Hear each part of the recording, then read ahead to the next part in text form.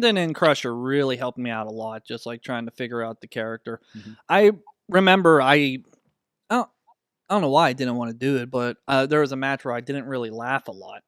And actually, Dean Radford helped me out too. He's just like, you got to laugh a lot more often.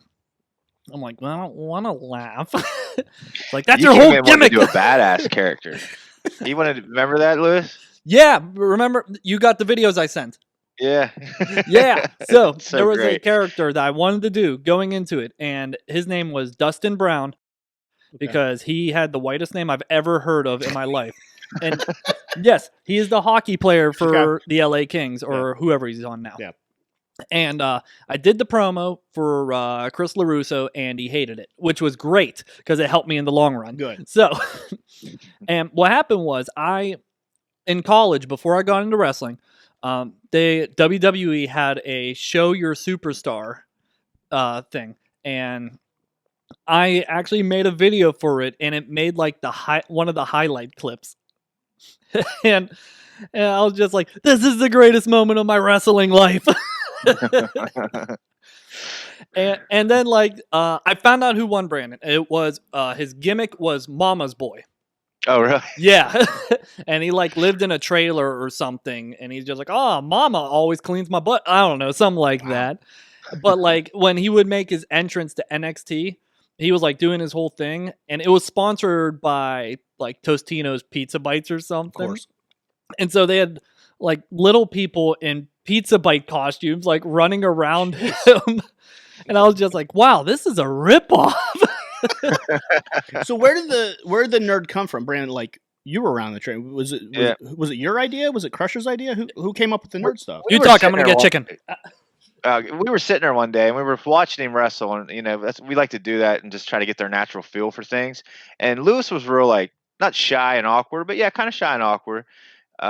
Stood up a lot, and then we're thinking about this movie called Revenge of the Nerds. I don't know if you guys ever remember that old movie. And you kind of reminded us of the Lewis character that played in that movie. So we're like, oh, why don't we try that? When we tried the nerd thing, I remember when you approached you with it, you didn't seem like you were too keen on it. But obviously it worked out for you pretty well. Mm-hmm. Because you actually, it seemed like after a couple months, you started to like get into it more. Like you started not accepting it, but you liking it, that you started getting passionate about it. Because you started bringing us ideas. You started bringing in the pocket protector and the glasses. You started really getting into it. And I was like, wow, this is going to be a really sweet ass character now. Mm-hmm. Yeah, it was, I will say, starting, I was just like, I don't know. But that's when you try to start to realize, like, it's not really the champion that, I don't know how to phrase this, but like it's cool to be the champion, but it's even cooler to be the person that people talk about on the way home. Yeah. Mm-hmm. And that was always like, I remember when I was coming down and like working with trainees and stuff, we would talk to people about like, the people that get remembered are like when fans go to an Eaton Park or they go out to eat after a show and they talk about the show. There's a lot of times they won't remember your name or even like sometimes a character, but they'll say things like, oh, the guy who wore the glasses or this person who wore purple or things like that. And those things kind of stand you out. And then like, so when you come out with the glasses and the pocket protector and the shirt and tie, it's so instantly recognizable and rememberable that when people talk about it later, they can just go to that, oh, the nerd, or the guy with the glasses, or things like that.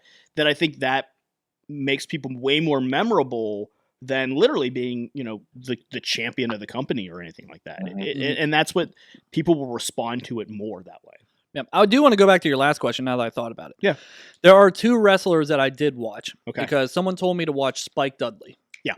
Because he was a small guy like myself and an underdog. So I would watch a lot of his stuff and see, because he really did get sympathy just by getting beat up a lot. And I'm watching like some of my matches back.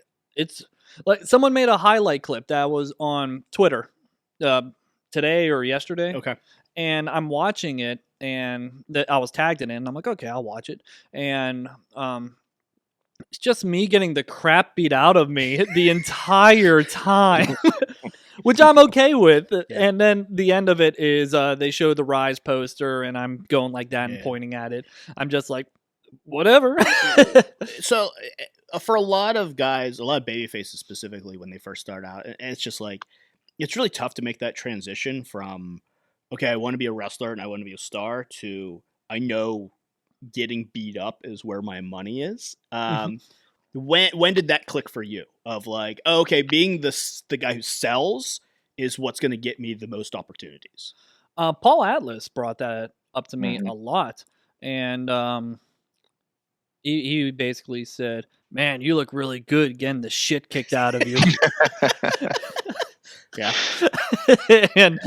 and that's when it kind of clicked, where I was just like,